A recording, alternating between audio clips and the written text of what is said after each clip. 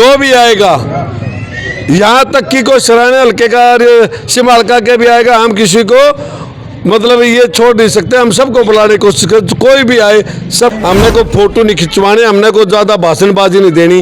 हम साथी बच्चे आते हैं, ये बोलता हूँ भाई किसी को ज़्यादा इकट्ठे भीड़ जुटाने की जरूरत नहीं है। हम सैनिक कॉलोनी में हम मौजूद हैं और नेता नहीं एक सेवादार है। हमारा धर्म तो यही सिखाता है भाई दूसरों का सहारा बनो।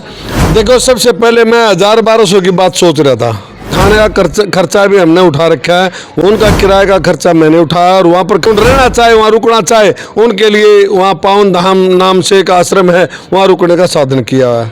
वहाँ पर इनके लिए बढ़िया खाना तैयार किया जाएगा देसी घी का, और वहीं पर हवन करेंगे, गंगा मैया हम गोता लगाएंगे।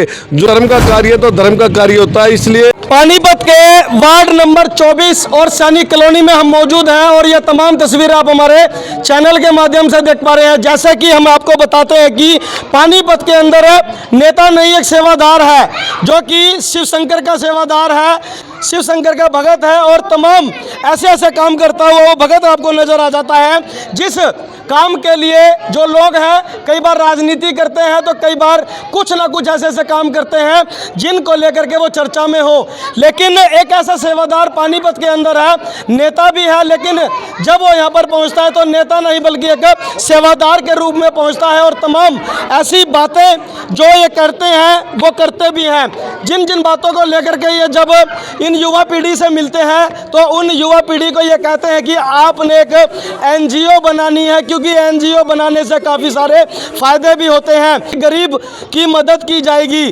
गरीब कन्या की शादी की जाएगी, बेसहारा लोग जो होते हैं जिनका कोई वाली वारिस नहीं होता उनका लालन पालन पोषण किया जाता है।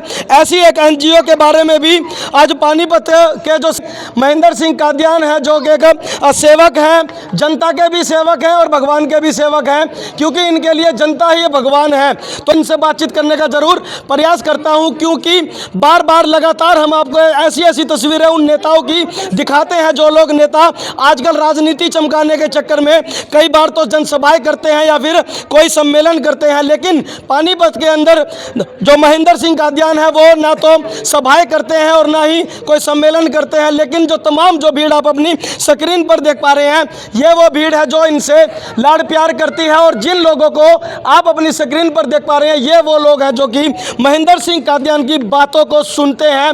प्रत्येक नेता ये कहता है कि आप हमारा साथ दोगे तो मैं आपका साथ दूंगा, लेकिन महेंद्र सिंह कादियान जो है ऐसा काम करते हैं कि इनको साथ की जरूरत नहीं है, इनको एक आत्मविश्वास की जरूरत है, जो कि आत्मविश्वास को लेकर के ये प्रत्येक लोगों के बीच पहुंचते हैं, प्रत्येक युवाओं से अपील करते हुए नजर आ जाते हैं। आज भी ये पानीपत की सैनिक कॉलोनी में पहुंचे हैं, इनसे बातचीत करने का हम प्रयास जरूर करते हैं। कादियान साहब स्वागत है आपका।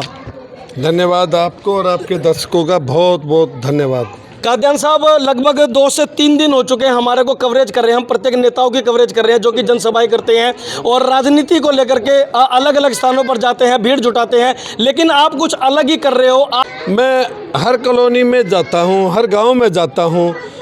अगर कॉलोनी में जाएंगे तो वहाँ पर जो भी दिक्कत हो देखने को मिलती है। जैसे यहाँ टूटी गलियाँ हैं, नालियाँ हैं, कोई दुखी है, कोई किस तरह का कोई बेसहारा है, कोई विधवाएं हैं, उनकी तकलीफ़ों को, सबकी युवाओं की तकलीफ़ों को सुनते हैं। जैसे इस सरकार में बहुत आदमी बेरोज़गार हो गए हैं, कुछ महंगाई से त्रस्त हैं, जो छोटी छोटी जनसभा जो बच्चे बीच में मेरे को बुलाते हैं इनके पास तो आते हैं, इनको अच्छी शिक्षा देने की कोशिश करते हैं। इसके साथ साथ हम सब लोगों की और भी समस्याएं बीच बीच में सुनते हैं और पता चलता है अगर भाई कॉलोनी में क्या समस्या है। जैसे कि आने वाला समय कांग्रेस का है और कांग्रेस की सरकार आने पर अगर हमारे को बीच में ताकत मिलती है तो ये सारी समस्याएं कल को हमने फिर हल भी करनी है। एक तो मैं हर बच्चे को ये बोलता हूँ, हर सब आगे जितने में साथी बच्चे आते हैं ये बोलता हूँ भाई किसी को ज़्यादा इकट्ठे भीड़ जुटाने की ज़रूरत नहीं है, हमने को फ़ोटो नहीं खिंचवाने, हमने को ज़्यादा भाषणबाजी नहीं देनी। हम तो इनके बीच में जब आते एक तो इनको प्रसाद के रूप में फल फ्रूट के प्रसाद के पैसे की कोशिश करते हैं देने की, इनका सहयोग करते हैं। दूसरे नंबर पर इनको समझाते हैं भाई तुम लोगों ने बहुत अच्छा एक रास्ता चुना है, धर्म का रास्ता है, संस्कार अच्छे आते हैं, इससे विकार दूर होते हैं। और उसके साथ साथ मैं बताता हूँ भाई बच्चों तुम एक अपना एक ऐसा NGO बनाओ, एक ऐसी संस्था बनाओ जो बच्चे एनजीओ, तुम युवा हो, एक एनर्जी है तुम्हारे अंदर, तुम जितने हैं और बेसहारा हैं, विकलांग हैं, बूढ़े बुजुर्ग हैं, कोई विधवा है, कोई और दिक्कत है, कोई और दिक्कत है, उसके सारे तुम उसके एनजीओ के सारे तुम दूसरों की भी सेवा कर सकते हो। हम इनके एनजीओ में, भाई तुम्हारे एनजीओ में मैं भी अपना एक छोटा मोटा हिस्सा डालूंगा और सारे मिलकर पूरे समाज की सेवा करेंगे। जिन व्यवस्था को लेकर के कई लोग जो हनुमान भगत है वो कल्पना भी नहीं कर सकते थे, ऐसे आखिर वो कौन सी व्यवस्था है? देखो, पहले आपने कहा 2500, अब यह आंकड़ा बहुत बढ़ गया, आंकड़ा बढ़ गया है। हाँ, पहले तो था हमारे विचार, मतलब जिस प्रकार से जब रामायण का युद्ध हुआ था तो वानर सेना बढ़ती जा रही थी, उसी प्रकार से अब जो धरातल पर है वो भी 2500 से जो संख्या है वो भी लगातार बढ़ती जा रही है, क्योंकि एक सेवा है। सेवा को हासिल करने के लिए प्रत्येक जो भी लोग हैं वो इनसे जुड़ते हुए जरूर नजर आ रहे हैं। तो ये आंकड़ा कितना हो चुका है अब? देखो, सबसे पहले मैं 1000-1200 की बात सोच रहा था, ये बढ़ता बढ़ता फिर 1500-1500 की मतलब बात आई, फिर 2000 का बात बनी, फिर कुछ दिन पहले मैंने आपको बताया कि 2500 बच्चे लगभग जाएं, लेकिन आज जो मैं आपको आज बता रहा हूँ, आज की स्थिति कुछ ऐसी है, 3 से 3500 बच्चे वहाँ पर जाएंगे करते थे, लेकिन अब जो आंकड़ा है वो 3500 हो चुका है। उन्हीं को संबोधित करते हुए यहाँ पर महेंद्र सिंह कादयान पहुंचे हैं और उनका ये कहना है कि आपको अपने किसी भी प्रकार का कोई खर्चा नहीं करना है, क्योंकि 3500 हनुमान के भक्तों का खर्चा जो है वो महेंद्र सिंह कादयान ही उठाएंगे। ऐसा ही कुछ है जी। मैंने इनके लिए 26 तारीख को जितने अपने वाहन लेकर जाएंगे, कैंटर वगैरह करेंगे, उनका किराए का खर्चा मैंने उठाया और वहाँ पर खाने का खर्चा भी हमने उठा रखा है। वहाँ पर इनके लिए बढ़िया खाना तैयार किया जाएगा देसी घी का, और वहीं पर हवन करेंगे, गंगा मैया में गोता लगाएंगे। जो रहना चाहे, वहाँ रुकना चाहे, उनके लिए वहाँ पावन धाम नाम से एक आश्रम है, वहाँ रुकने का साधन किया है। पैसा नहीं देना होगा, ये मतलब मन के अंदर आपके विचार कहाँ से आया? देखो, एक बात बोलते हैं, चल रहा नहीं उस देश जहाँ कृष्ण का राज, नीर भरे दर्शन करें, एक पंथ दो काज। देखो, धर्म का धर्म कार्य कर रहे हैं हम। एक तो बच्चों कहते हुए एनजीओ बना के, देखो, अन्न का दान, जल का दान हमने करना चाहिए।